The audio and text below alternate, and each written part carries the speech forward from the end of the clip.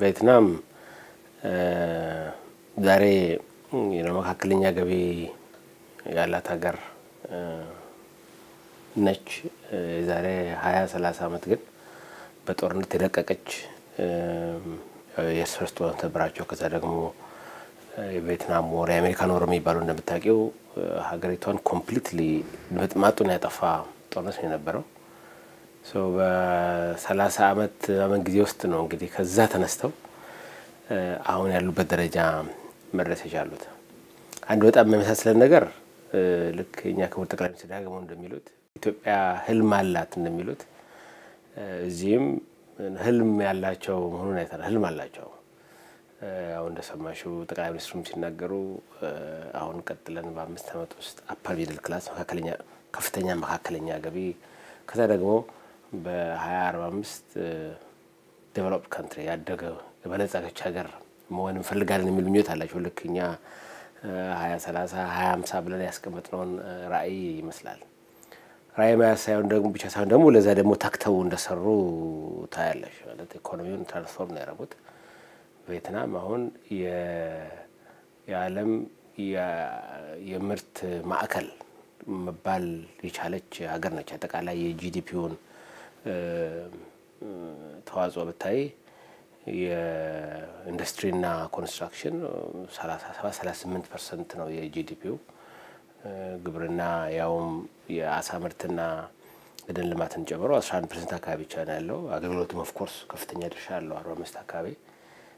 በተለይ ማኑፋክቸሪንግ ከኢንዱስትሪ ውስጥ 24% አካባቢ ድርሻ እንደያዘ እናያለን በአጠቃላይ እዚህ እንኳን ሃኖይ እንዳይሹ ወጣ ብቲ በእያንዳንዱ 150 ኪሎ ሜትር በጣም ትልልቅ በሺዎች የሚቀጠሩ ሄክታር ያላቸው የኢንዱስትሪ ፓርኮች እናያለን ደብረ ብርሃን ፍቼ አዳማ አምቦ ያልሻስዩ በወጣሽባቸው አካባቢዎች በጣም ትልቅ የምርት ማኑፋክቸሪንግ ማዕከሎች አሉ ደግሞ በጣም ዳይቨርስ ነው አንድ ሴክተር ላይ ሳይሆን ወደ ኤሌክትሮኒክስ ከፍ ወዳለ ኢንዱስትሪ ሽፍት አድርገዋል ይሄ በጣም ትልቅ ትምህርት የሚገኝበት ነው ማለት የስኬታቸው ምንጭ ነው በታይ እቅድ በደንብ ማቀድ ማሰብ የመንግስት ኮሚትመንት እና የህዝብ ከራዩ ጀርባ መሆን ነው ይሄን በኢትዮጵያ ያየን ያለው ነገር ነው እና አይ ቲንክ የብዙ ሀገራት የቆዩ ልምድ ነው የምናነሳው ግን በቅርብ ሀገራት ሁሌ ደጋግመን እንደምናነሳው በአንድ ትውልድ በ2-3 10 አመታት ሀገር መቀየር እንደሚቻል የሚያሳይ ነው የሆነ አጠቃላይ ጂዲፒ ሁኔታቸው በጣም ጤናማ ነው ከፍተኛ የሆነ የውጭ ወርዛሪ ክምችት አላቸው ኤክስፖርታቸው ከ400 ቢሊዮን ዶላር በላይ ነው እዳቸውን በደንብ ማኔጅ ማድረግ ይችላል ኢንፋክት አንዱ ቬትናም ነው የሚለየው ከሌሎች የኤዥያ ሀገራትም እዳ ላይ ተንጠልጥለው ኢኮኖሚ አይደለም ያላቸው እዳ ሳይሆን ምን እንዳለ ህዝብና ወርስ ምን ለው ነገር እንድናስታውስ ያደርገናል አጠቃላይ የነበራቸው ሁኔታ ብዙ በርካታ ውይይት ያደረግነው እንዳይሹ ያው ባንድ በኩል ኦቨርኦል የኢንቨስትመንት ሁኔታው ዓለም ላይ ያለው የታሪፍ ሁኔታ አሳሳቢ ስለሆነ በተለይ አንዳንድ ከፍ ያሉ ማኑፋክቸሪንግ ላይ ያሉ ተቋማት ወደ ኢትዮጵያ መሄድ ፍላጎት አላቸው ይሄንን እዚህ ላይ ስንወያይ ቆይተናል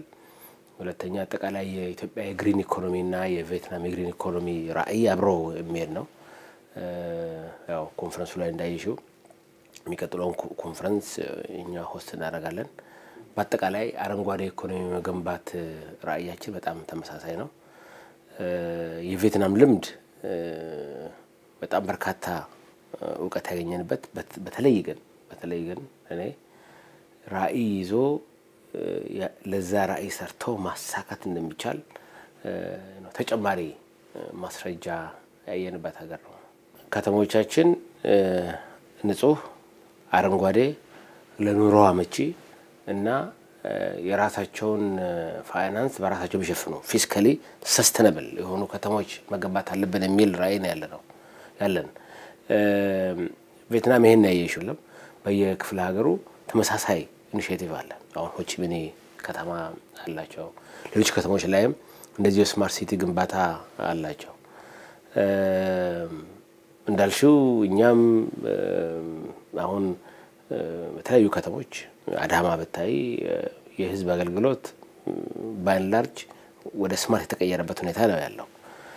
አዲስ አበባ ላይ ኮሪደር ልማት ብቻ ሳይሆን ንጹህ ሌላ ከተማ ጫካ አካባቢ ያለው ፕሮጀክት ኤሰንሺያሊ በዚህ ደረጃ ሊታይ የሚችል ነው እና ኢትዮጵያ ውስጥ የጀመርናቸው ነገሮች እንዴት ትክክለኛ ነገር እንደሆኑ ያሳየን ነው። ይሄ ያየሽው ስማርት ሲቲ በጣም ኢምፕሬሲቭ ነው። ከተማ እንደ አዲስ ስማርት ሆኖ እንዴት እንደሚገነባ ያው ሌላ እዚህ ሃኖይ ሞተሩ መኪናው የተጋፋ ነው የሚሄደው የአጠቃላይ ከቬትናም የምትጠብቂውን የከተማ እንትን አይሰጥሽም። ግን ያንን የሚቀየር ደግሞ ሌላ ስማርት ሲቲ የገነቡ እንዳለ ከተሞች ወደፊት ምን መሆን አለባቸው የሚለውን የሚያሳይ ነው። ከተሞች አረንጓዴ ንጹህ ለዜጎች ተስማሚና የሚኖርባቸው መሆን አለባቸው የሚለውን በደንብ ኢንተርናላይዝ ያደረጉ ነው የሚመስለው። ኢንፋክት እነሱ ህግ አውጥተው ነው የገቡበት 2021 ህግ አውጥተው አጠቃላይ የስማርት ሲቲ እንዴት እንገንባ የሚለውን ተዘጋጅቶበት ነው የገቡት። አይ ቲንክ እዚህ ጋር የጀመረው ነገር ስላለ እንደ ሀገራችንም የበለጠ ማስፋት እንዳለብን ያሳየ ነው። አዲስ አበባ የአሁን ያለችበት ሁኔታ መተንፈስ የምትችይበት መንቀሳቀስ የምትችይበት ከተማ ሆናለች። በአንዳንድ ነገር እንደውም በተለይ አዲስ አበባ ላይ በሰራው ስራ ጥሩ እንደሄድን ያየሁበት ነው ያለው።